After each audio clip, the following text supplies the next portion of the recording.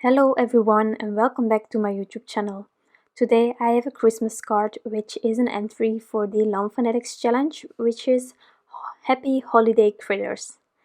So I'm using this Yeti or Not stamp set as well as the Over the Mountain borders, and I'm first going to die cut this border from the mountains. I'm doing that, and then later on I will stamp my mountains on top of the die cut piece because this is quite a large stamp set, and sometimes with borders you can accidentally be bending it, and then when you want to die cut it, it sometimes goes crooked or it goes through your image, and that's not what I was going for. So I'm now stamping it using antique linen because I'm going to do some no-line coloring with my distress inks, and it wasn't on there completely perfect, but my image wasn't cut through, so that's the most important part. And then I will do some no-line coloring with my distress inks. Really simple today, there isn't a lot of coloring going on, just these mountains and then my Yetis and their accessories, and that's it. So for the mountains I'm using weathered wood and hickory smoke. These are some lovely grays, and I'm going to build up the color. The base will be a bit darker, and then the top I want to give it some color, but I'm not going to go overboard with shadowing because it's some sort of a snowy cap, so it should be a bit lighter. So I'm just taking my time adding the ink where I want the most shadow to be, and then I'm taking a damp paintbrush and I'm just dragging that color towards the rest of the image. And if needed, I go back and forth, but I'm not adding lots and lots of layers. This is the background of the card. I don't want it to distract, but I want it to be visible. I want it to be clear that these are mountains, but I'm not doing anything fancy for the rest.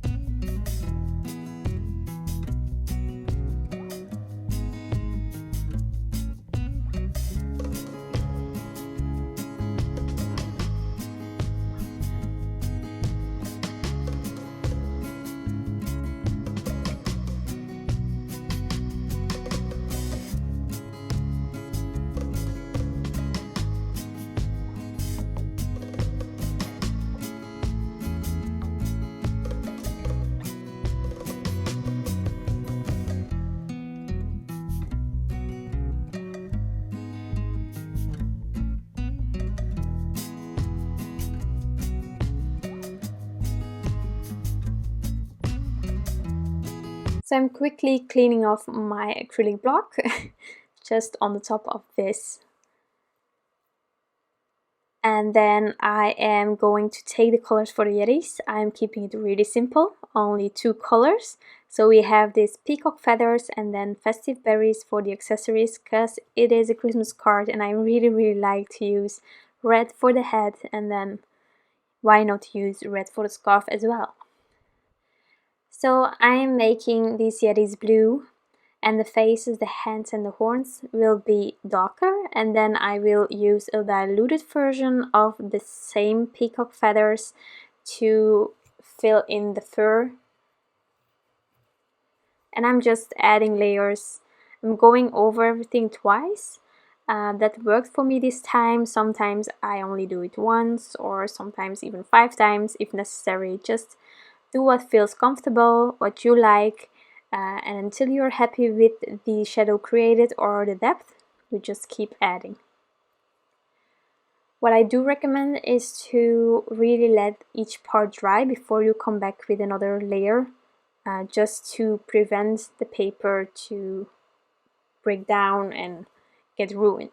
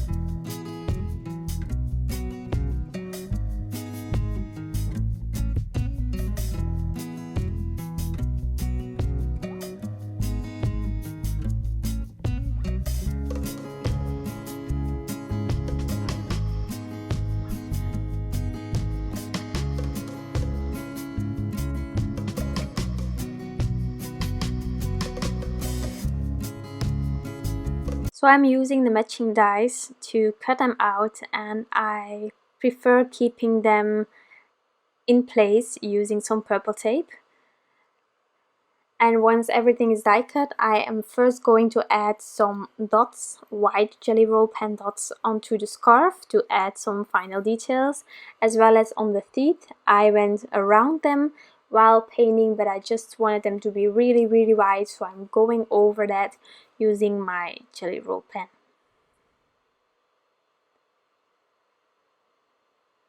And then once that's on there, I can continue with my sky, which I am going to ink blend using some blues and also of course a bit of black, but all distress inks. So I'm also going to use Strathmore Bristol Smooth. If you want a darker background, I would have used Nina, but because of the lightness of the Yetis, because I did the no line coloring, I decided to just keep it with the Strathmore, and then it's really a lot softer. It's also easier to get your blend going if you're struggling with blending. I really recommend using Strathmore Bristol Smooth. It's a forgiving paper. The ink sort of stays on it a bit longer instead of soaking into it, so that you have more room to move the inks around. So that can always help. Nina isn't forgiving at all when using regular distress inks, but I'm used to it. So if you're new to it, try it with Strathmore Bristol Smooth if Nina is too harsh. And if you want to use Nina or a similar paper, then I would recommend to really start ink blending really softly, barely touching the paper and just building up layers and layers.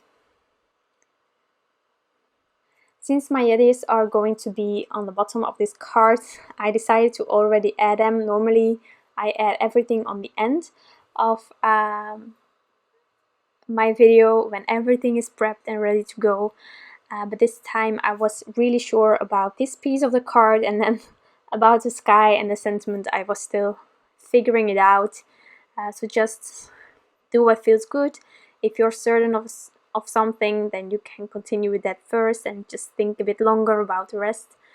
It's all just fine. Whatever works for you. So here I'm just going to go back and forth between my colors to get the blend that I want. And once that's done, I'm going to splatter some Winsor & Newton designer gouache. It's the permanent white. I really like it to add some splatters that represent snow or even a starry sky if you want to. But for today I am using it as snow. I will also splatter a bit on the bottom half of the card with the Yetis on, but that's for after the blending.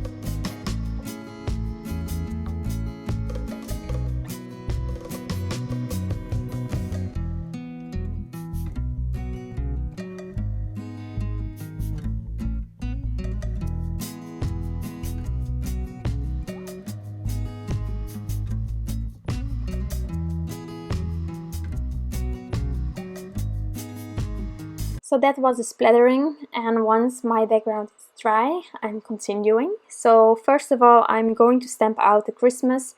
It's the one from the stamp set itself, from the Yeti or not. And I'm going to heat emboss it with white right underneath the Merry.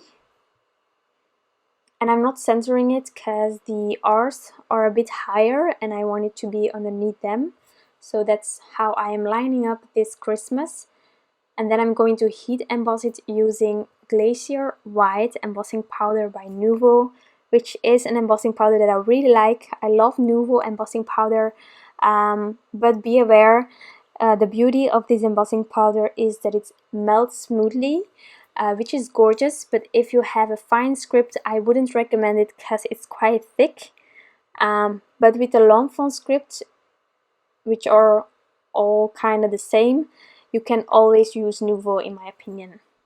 It works perfectly. If you haven't stamped a particular letter good, then it still can turn out pretty beautiful, just because this one melts as it does. So that's why I recommend it. But if you have a thin script, I would recommend the Ranger embossing powder, super fine detail white. But in my case, it was not necessary, and I also don't have a lot of embossing powders. I just use the ones that I have, and I'm happy with them, so that's handy. But yeah.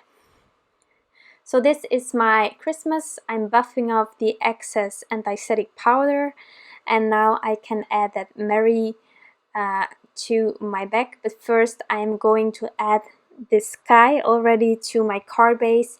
It's a bit warped, so before continuing I'm going to add this and then put on some of my misties to flatten it out, and then I can easily continue with the rest. The stars that you see here are from a die cut from the Yeti or Not stamp set, and I truly adore the shape, but in the end they turned out to be too big for my card, so I'm going to use others, although you can see them lying here. Maybe if I would have more space in the sky and my mountains would have been a bit lower, then I could have used these, but now it was just a bit too big. So everything is flattened out, and I'm now adding some 3M Scotch foam tape to the back of my mountains, and my Yetis are already on there, so my card is almost done. I'm adding this and I'm lining it up with the bottom of my card, and then I can finish the sky.